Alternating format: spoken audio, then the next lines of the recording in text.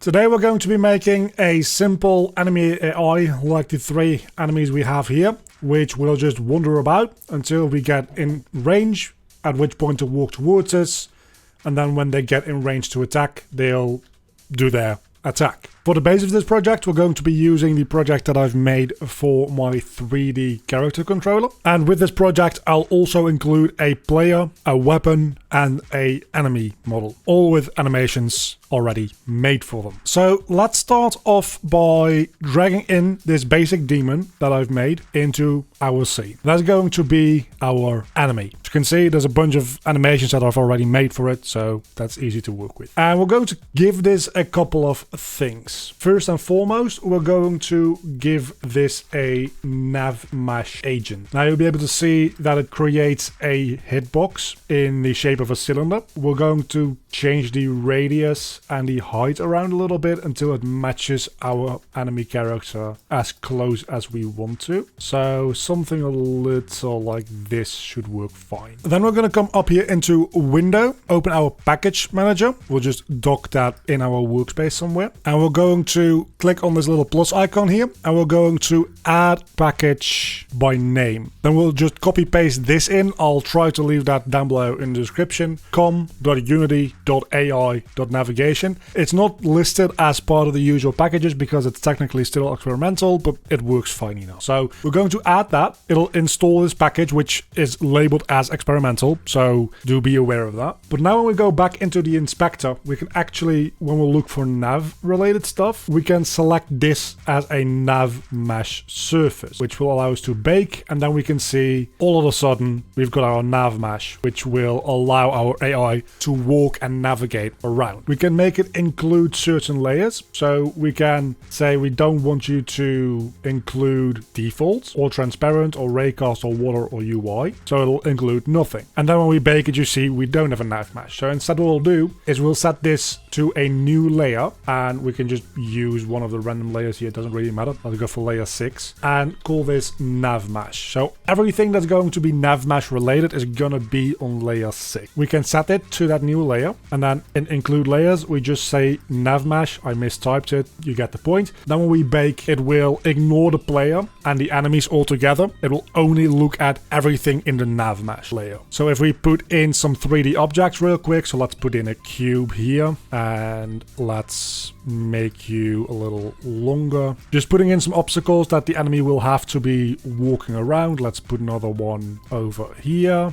and then let's put another one over there, right? If we put all these objects on the nav mesh layer as well, and then bake this again, you'll see the nav mesh now bakes around these objects. So this enemy will in a moment know that it can't walk here because there's an object in its way. With all that out of the way, let's get back into our actual nav mesh agent here and add a component, and we're going to be calling this component enemy AI patrol, because that's what this is going to be, a patrolling AI enemy. Double click it to open it up in Visual Studio as usual, and we're going to add a couple of variables before we start actually coding, and that's going to be a game object for the player. We'll need a reference to our nav mesh agent, but as you can see, it doesn't know what to do with nav mesh, and that's because we need to be using Unity engine.ai, because we're going to be using AI navigation. Now that we're using that in this class, we can add a nav mesh agent variable, which we'll call agent, and we'll make a serialized field here for a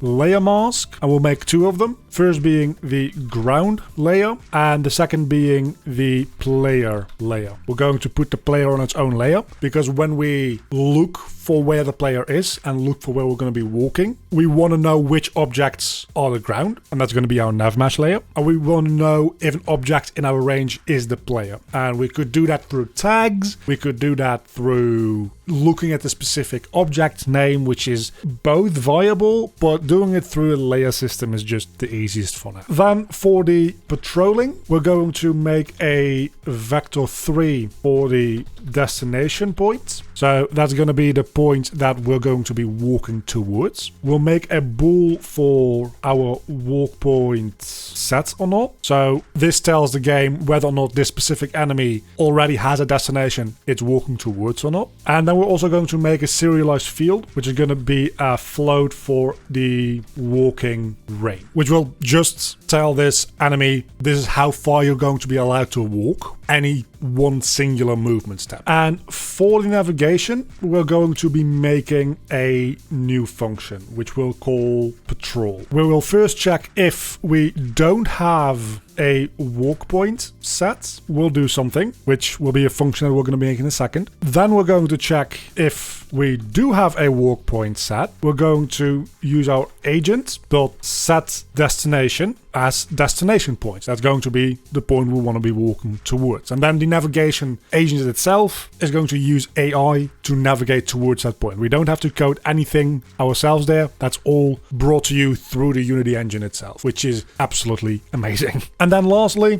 we're going to check if our vector 3 distance between our current transform position to our destination point is less than, let's say, 10 units. We'll set our walk point set to being false so that we can set a new one again. Now, we didn't put anything in here, and that's because we need to make a new function for that. So we will. Let's make a void search for destination, and in that we'll make a float for z, which will be equal to random.range. And in order to be able to do this, we obviously need to finish making the range variable, which I never did. So public void range.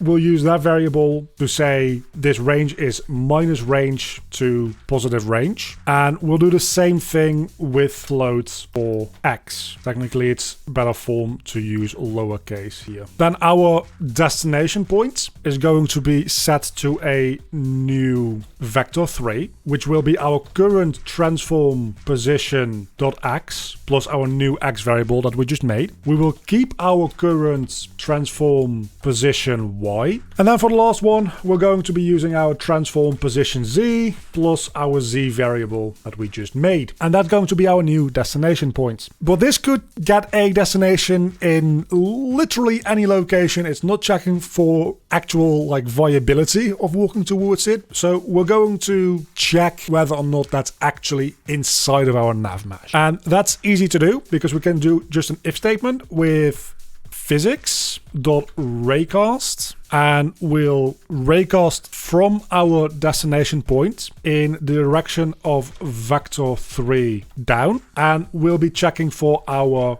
ground layer. So this will return true if our raycast finds anything directly below our destination point that is set to being the ground layer, which is going to be the nav mesh layer we made in the beginning of this video. And if that is true, then we set our walk point set bool to being true, and that's the entirety of this function. So in our first if statement in our patrol, we'll search for destination. It'll pick a random z and x value, set the destination point there, check whether or not it's a viable location to walk towards. If it is, it sets walk point to true, at which point in the next loop around, it will no longer do this because walk point is now set to true. Instead, it will go ahead and do this, which is just setting the destination to walk towards that location. And it will keep doing that until the distance between our actual object and that destination is less than 10 units, at which point it sets this walk point back to false. And then the next loop around of this whole function, this one will proc again and finds a new random location to walk towards. So now if we just put patrol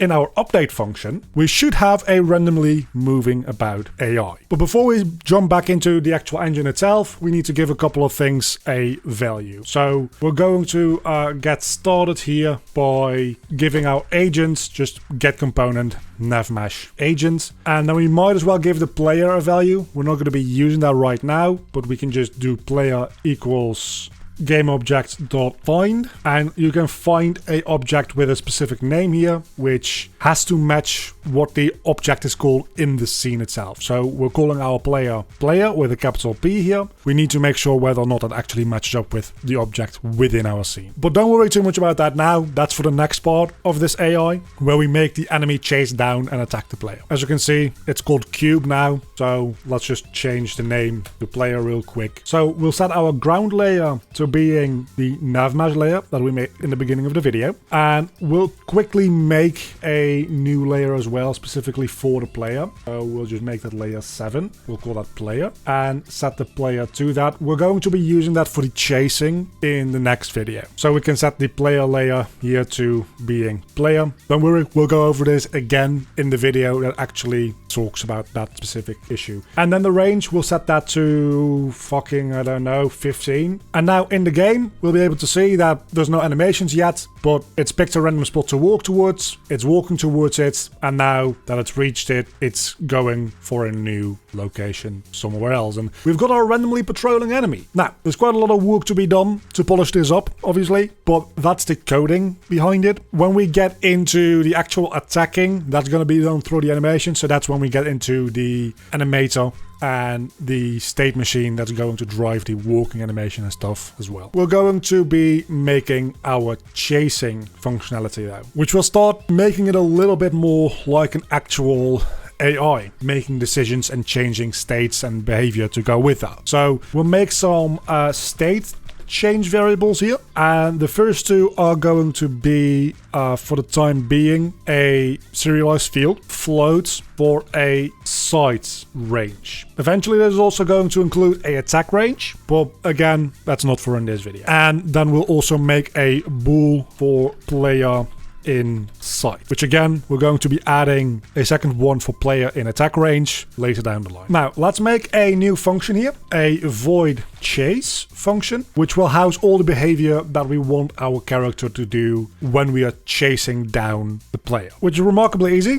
We'll put a agent.setDestination, and as the destination, we're just going to set our player, which is the game object reference that we have. So we need to get its transform position. And that's literally all there is to it, because we've got the navmesh agent. So if we just set the agent's destination to being equal to the player, it's going to walk towards the player. It's just that easy. So we can add the chase function to our update, but now we actually need to use our bools to decide when it should do what. So we're going to add a little bit of code before those two functions, because before we decide which of those two functions we should execute, it's only going to be one or the other. We're going to set our player in sight to be equal to a physics check sphere, and this is going to check in a sphere around a location with a certain radius if it's going to find an object in a specific layer. So the origin location for our sphere is going to be our current transform position. The range is going to be our sight range, and the layer it's going to be checking for will be the player layer. If it finds anything in the player layer in a sight range amount around our player transform, it's going to return true and set player in sight to being true. If it doesn't, it will just set it back to being false. And you know what? We might as well just lay the foundations for the attacking functionality as well. So next to our sight range, we can say a comma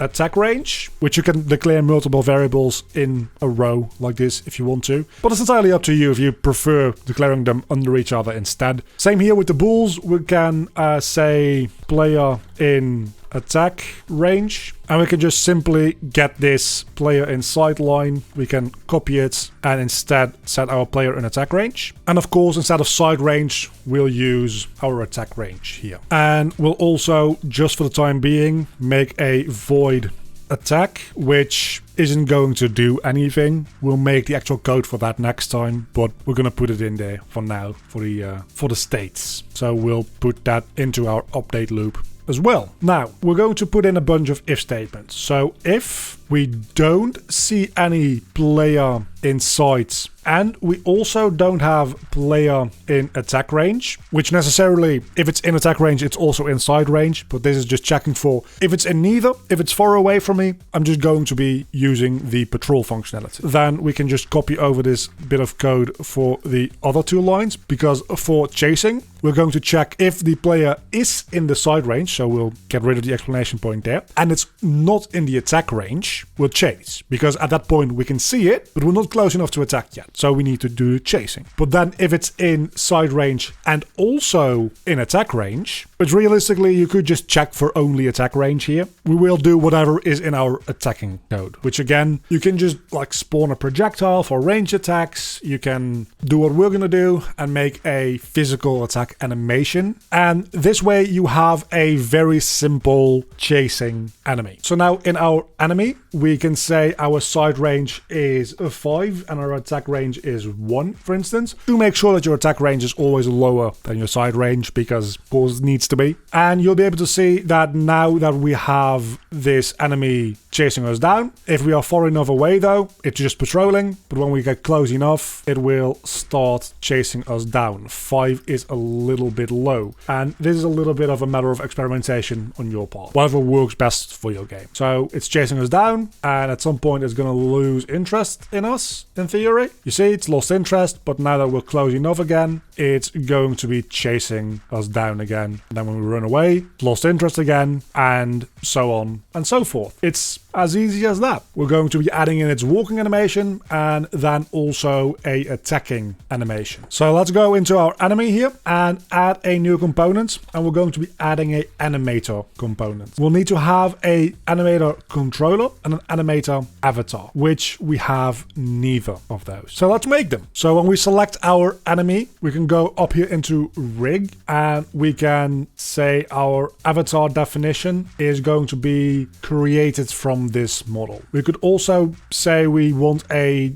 legacy or a humanoid animation type here. If you have a humanoid character which has similar armatures to other humanoid characters in your game, this can allow you to use the same animations on different objects, which can be really, really useful. It's not going to be the case for this specific object because it's got this weird ass horns and stuff which are all animated. So we're going to stick with generic here, and then we're just going to apply, which then will start making us a new avatar. So now when we come down into the animator here, we can select the basic demon avatar, so it will know which avatar to use to drive the skeletal animation. Making the actual animation controller is a lot easier. We can just come up here and create animation controller, which we will just call demon for now. If we double click that, we'll get our animator window opened up, which for the time being I will keep docked over here. Now that that's been made, we can change our animator controller to the one we've just made for our demon, and we can even double click that now to open up the graph that we have here. This project file, which will be in the link down below in the description to my Patreon, comes with all the enemy animations that you'll ever need. A walking animation, attacking animation, a knockback animation, which we're not going to be using in this mini-series, but we will be using in a later one, and even idle animation if you want to program in a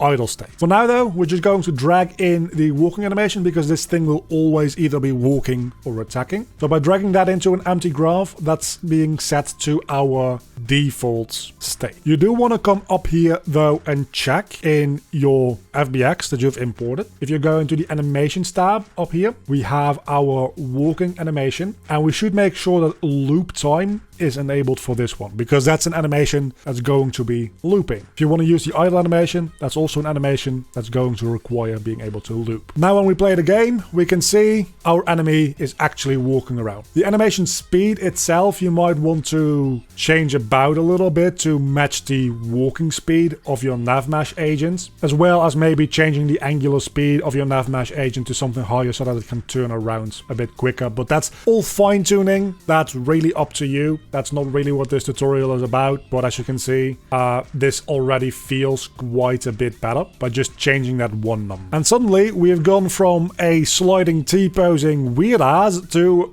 actually somewhat threatening feeling enemy. So let's actually get into the code, because that's what you're watching this tutorial for probably, is the code that will drive the actual attacking. So let's open up our enemy AI patrolling script, which has all of our functionality already programmed programmed in for either patrolling, chasing, or attacking. If you're unfamiliar with what's going on here, or if you don't care, you can just skip this. If you do want to see, go check the last video or even the last 2 videos. For now, we only are going to fill out the code in our attacking function. For that though, we're going to need a reference to a animator. We'll call that just animator because that's the easiest thing to do. In our start function, we'll give animator a value of getComponentAnimator, and we'll go into the animator, and in the animator we'll set a trigger, and that trigger will just call attack. Keep in mind I'm using a capital A here. You can use all lowercase, but this is case sensitive. We'll also set our agent destination to our current transform position so that it stops walking, and then we're gonna go back into our animator here, because here in parameters we're going to make a new trigger, and we're going to call that trigger attack. Now, we can just use the attacking animation that comes in the FBX, but we're actually going to want to change that animation, and FBXs can only be read, not written to. So what we're actually going to do instead, we can just select, and by pressing Ctrl D, it'll make a duplicate of that outside of the FBX. This one we can actually edit later on. We want to do this because we want to add a couple of flags into this animation, which will enable and disable the hitbox for the actual attack. So we'll use this one instead, drag it in, and then we can just simply, from our enemy walking, we can make a transition by right-clicking and then to our enemy attack. And then from our enemy attack, we make a transition to the exit of our graph. So we can actually just put it in here and make it a little bit more streamlined. Now we're going to have to tell this state machine, which is what this is called, when it's supposed to go from the walking animation to the attacking animation, and when it's going to go from the attacking animation to the exit. Let's go for that last one first. So we can click on this transition here, and it has exit time enabled by default. We can go into the settings here. It's got a fixed duration. We're going to set that to 0 so that it has the exit time at the very end of our animation. By default, exit time here is set to the last frame of your animation. This way, it'll leave the state machine and re-enter from the start the moment the attacking animation is finished. Now, going from enemy walking to enemy attacking, we select that transition. We disable has exit time because we don't want to wait for the enemy walking animation to finish before it can start attacking. So we disable that altogether. And instead, we're going to come down here to conditions. This list right now is empty. We can add a condition, and that's just going to be the attack trigger that we made before. So when that attack trigger is set to being triggered, true, it will go through here. Since it's a trigger, it'll automatically turn itself off. It'll do the attack, it'll exit, and it'll come back to enemy walking. Then if we're still in range, it'll set the trigger again, and it'll attack again, and otherwise it'll just walk about again. Except that's not quite what's gonna happen. We're going to do a little bit more refining here in order to figure out what's going on. And I'm going to show you what happens if you just do this, because this works, but it's not perfect. So as you can see, when he gets close to us, the trigger enables, he attacks, and as long as we are close enough, he will keep attacking us. But now that we walk away, he does one last attack before he starts chasing us down again. And that's not exactly what we want, is it? And that is because when it's setting this trigger, even though it's already in the enemy attack, which we don't want to do. So coming back to our code real quick, we can put in an if statement, and we'll check if animator.get current animator state info. So that's the last one down here. And we'll get layer 0, because you can have multiple layers, dot is name, and then we can give it a name. So it's going to check for the name of the animation currently playing. That name is enemy_attack, which we can just easily copy out of here to avoid making mistakes. Just paste that in there. If we do that check before executing this code, and we put a exclamation point before this, so it's checking for it not being this specific attack animation. Now it will only set that trigger to being true if it's playing the walking animation, or if we have a idle animation or something like that, it'll also allow it to do that. In order to avoid any weirdness as well, we want to get the transition between the walking and the enemy attack animation and set that transition duration to 0 as well. This will get rid of the blending of the animations, which is something really nice that Unity does in 3D animation, is it can blend together animations in transition, which is rather nice. It also takes up valuable time in your gameplay and make things feel a little less snappy a lot of the time. So do be aware of that. We're going to set the transition to being 0 seconds long so that the transition is instantaneous. There's no blending going on here. As you can see, it'll instantly start doing the attacking animation. And yeah, it's a little bad at looping, but now you can see if we leave in the middle of it doing an attack, it won't do another attack before it starts chasing us again, which is really, really nice. What you can do instead as well is instead of going through the exit, we can also make a transition back to the walking animation because we've got such a simple animation graph, and that will allow the end of the animation to blend more into the start of the walking again, which is quite nice indeed. So we've got exit time and the transition duration here is 0.25 seconds. That's all good. And now you'll see we've got the attacking animation, which is a lot smoother now. And when we walk away from that, it is a lot smoother going back into the walking animation. This is the arm that's doing the attack. So we're going to go into our basic demon here and then demon enemy, bone. And we're going to find the bone that holds the arms. So I think that's one of these ones, and then all the way down, this is the last bone of this arm. So there we're going to make a new object. It can just be an empty object. We'll give it a purple label so that we can keep track of it. And in there, we're going to add a box collider. Going to be rather massive at first. So let's set the size to 0.1.1.1 and then just edit this collider to fit around the hand of your enemy. The smaller this collider is, obviously, the easier it's going to be to avoid the attacks. So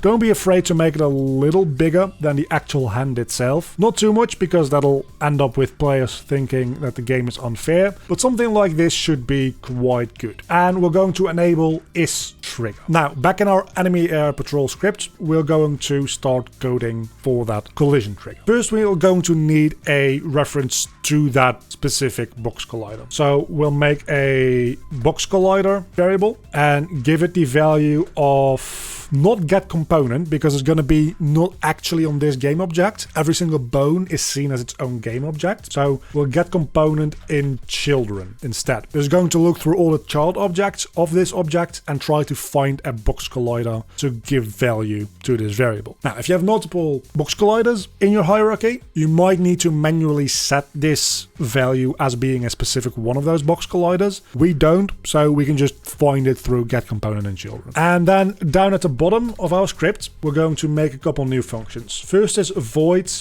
enable attack, which will set our box collider enabled to being true. And then we're also going to make a void disable attack, which, as you might be able to come to a conclusion here, will set box collider enabled to being false with this one. Just a quick and easy way to get our box collider turning on and off so that we don't have the enemy being able to actually damage us unless it's in a specific portion of its attacking animation. And then we'll also add a on trigger enter, where we'll make a variable for the player, which will be equal to other.getComponents. And since we have a player movement component, we can just check whether or not thing that we're colliding with has a player movement component, in which case it's the player. Add brackets after that to make it a function. And then we can just check if player is not equal to null. So if we're colliding with, let's say, a wall, it's not going to have a player movement component. So the value of player here is going to be null, and we don't want anything to happen. But if it's not equal to null, that means it's gotten a value, which means that we are in fact colliding with the player.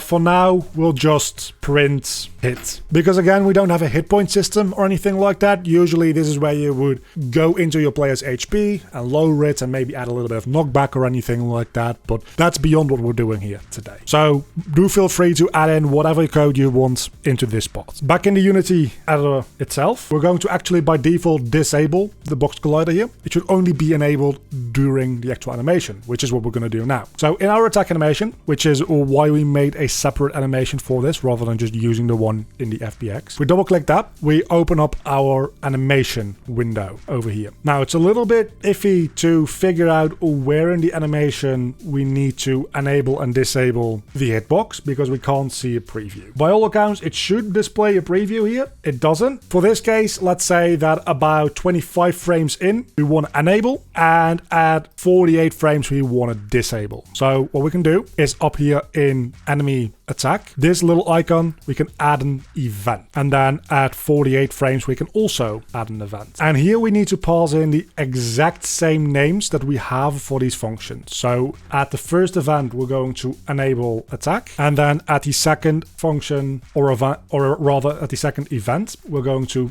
disable attack. And that's everything there is to it. Now, when this animation runs, it'll try to find a function called disable attack on one of the scripts attached to the object that is doing this animation. So in this case, this object is doing the animation attack. It has a enemy AI patrol script which has functions named enable and disable attack. Now, just for the sake of us not having a particularly big player hitbox, we should probably make this collider just a tiny bit bigger, just so that we have a higher likelihood of getting hit by it. And in order for this trigger box to actually function, it is likely that your enemy is going to need a rigid body as well. We're not going to do anything too much with this, but it needs a rigid body in order to understand collision events. So now when we go see what our enemy is up to, when we get close to him, the moment he attacks us, we can see we get a notification that we are getting hits. It's a little inconsistent at the moment because of the way he doesn't stop far enough away from us, but that is literally just a matter of going into our enemy patrol and setting our attack range to something like 5. It's a little bit of fine tuning. Again, it very much depends on your specific game and your specific needs. Same with what actually happens when you get hit by an attack. Are we playing a game that's instant kill? Do you have an HP system? That's altogether a little bit too much in detail for me to be able to really get into right here, right now. And as you can see, there's quite a bit more that you can do, because right now if we start walking away in the middle of an attack, there's a good chance that he will start moving before the walking animation starts again. So you might want to build in some checks for the movement if there's an attack being done or not. So check whether or not the attack animation is being run. If so, always set our destination location, current location. That's all kind of polish that I'm not going to get into right now. These are the basic IDs for the system. We've got our basic enemy AI, and from here I'm sure that you can figure out things on your own, and if not, there's plenty more tutorials to come using similar techniques to what we're doing here. I'm also going to get into making a combat system for your actual player character, but that's future stuff. For now, if you want to look around my code, get these models to work with, there's also a player model in here because of the mini-series that's going to come after this, which is the player combat system. If you want to look around with that, have a bit of a experimentation with my stuff, there's a link down below in the description to the project file as it is right now, so you can either compare your own code to my code, maybe use my assets to experiment and play around with. They're not game ready assets by any means, they are prototyping assets for my own game. Do feel free to use them for your own practice, and I'll see you back in the next video.